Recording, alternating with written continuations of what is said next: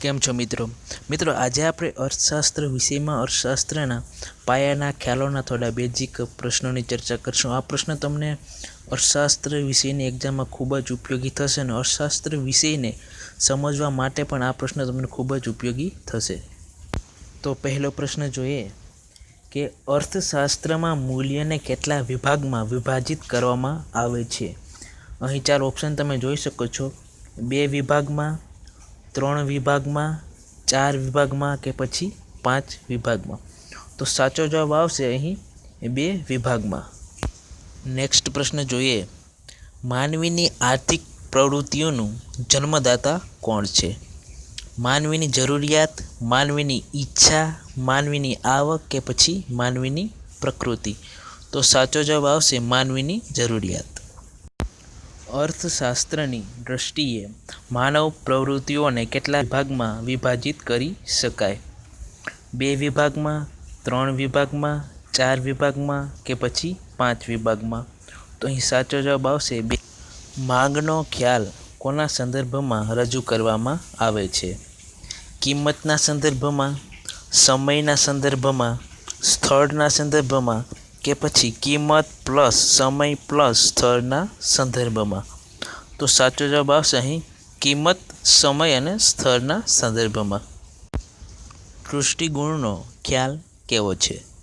પરલક્ષી ખ્યાલ છે, આત્મલક્ષી ખ્યાલ છે, નિરપેક્ષલક્ષી ખ્યાલ છે અથવા આમાંથી એક પણ નથી. તો સાચો જવાબ આવશે આત્મલક્ષી ખ્યાલ. વસ્તુઓની અછતમાંથી કઈ સમસ્યા ઉદ્ભવે છે? ગુજરાનની સમસ્યા, વ્યાપારની સમસ્યા, સંચાલનની સમસ્યા કે પછી આર્થિક સમસ્યા. તો અહીં સાચો જવાબ આવશે આર્થિક સમસ્યા. શ્રમ એ કેવા પ્રકારનું સાધન છે? આર્થિક સાધન, અવિનાશી સાધન, બિન આર્થિક સાધન કે પછી અતિ નાશવંત સાધન. તો અહીં સાચો જવાબ અવિનાશી સાધન. ઉત્પાદનના કયા સાધનને મૂળભૂત સાધન ગણવામાં આવે છે? ભૂમિને, શ્રમને, મૂડીને કે પછી નિયોજકને. તો અહીં સાચો જવાબ આવશે ભૂમિને. ઉત્પાદનના કયા સાધનોનું વળતર હકારાત્મક કે નકારાત્મક પણ હોઈ શકે? શ્રમિકનું, મૂડીપતિનું, ભૂમિપતિનું કે પછી નિયોજકનું. તો અહીં સાચો જવાબ આવશે નિયોજકનું. ઉત્પાદનનું કયું સાધન સૌથી વધુ ગતિશીલતા ધરાવે છે? મૂડી, શ્રમ, ભૂમિ કે પછી નિયોજક. તો અહીં સાચો જવાબ આવશે મૂડી. વસ્તુની કિંમત એટલે શું? વસ્તુનું ઉપયોગિતા મૂલ્ય, વસ્તુનું વિનિમય મૂલ્ય, વસ્તુના વિનિમય મૂલ્યને નાણાંમાં વ્યક્ત કરવામાં આવે તે અથવા ઉપરમાંથી એક પણ નહીં. તો અહીં સાચો જવાબ આવશે વસ્તુના વિનિમય મૂલ્યને નાણાંમાં વ્યક્ત કરવામાં આવે તે. ઉત્પાદક ઉત્પાદનનો જે ભાગ ચાલુ કિંમતે વેચવા તૈયાર ન હોય તેને શું કહેવામાં આવે છે? પુરવઠો, ઉત્પાદિત વસ્તુ, જથ્થો કે પછી ઉપરમાંથી એક પણ નહીં. તો અહીં સાચો જવાબ આવશે જથ્થો. શ્રમ અને શ્રમિક વચ્ચેનો સંબંધ કેવો હોય છે? સપ્રમાણ સંબંધ, અભિત્ર સંબંધ, ભિત્ર સંબંધ કે પછી અપ્રમાણ સંબંધ. તો અહીં સાચો જવાબ આવશે અભિત્ર સંબંધ. વસ્તુનું એક વધારાનું એકમ લેવાથી સમય જતાં શ્રીમાન દૃષ્ટિકોણમાં શું ફેરફાર થાય છે? સમાન વધારો થાય છે, ઘટાડો થાય છે, વધારો થાય છે અથવા ધીમો ઘટાડો થાય છે. તો અહીં સાચો જવાબ આવશે ઘટાડો થાય છે. વસ્તુના એક વધારાના એકમના વપરાશથી મળતા વધારાના સંતોષને શું કહેવામાં આવે છે?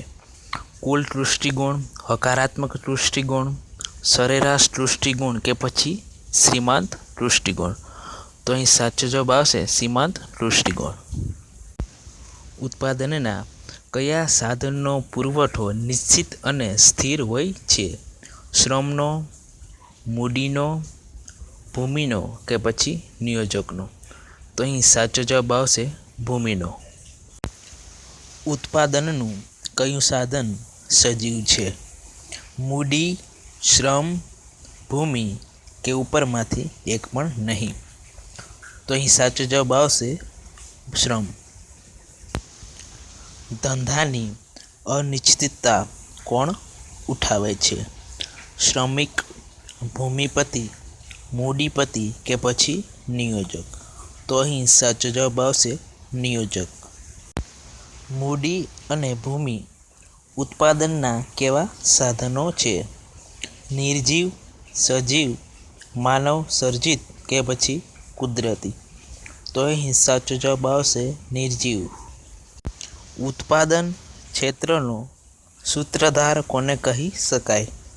સંચાલનને, નિયોજકને, શ્રમિકને કે પછી વ્યવસ્થાપકને. તો અહીં સાચો જવાબ આવશે નિયોજકને. ઉત્પાદનના કયા સાધનોનું વળતર નકારાત્મક પણ હોઈ શકે?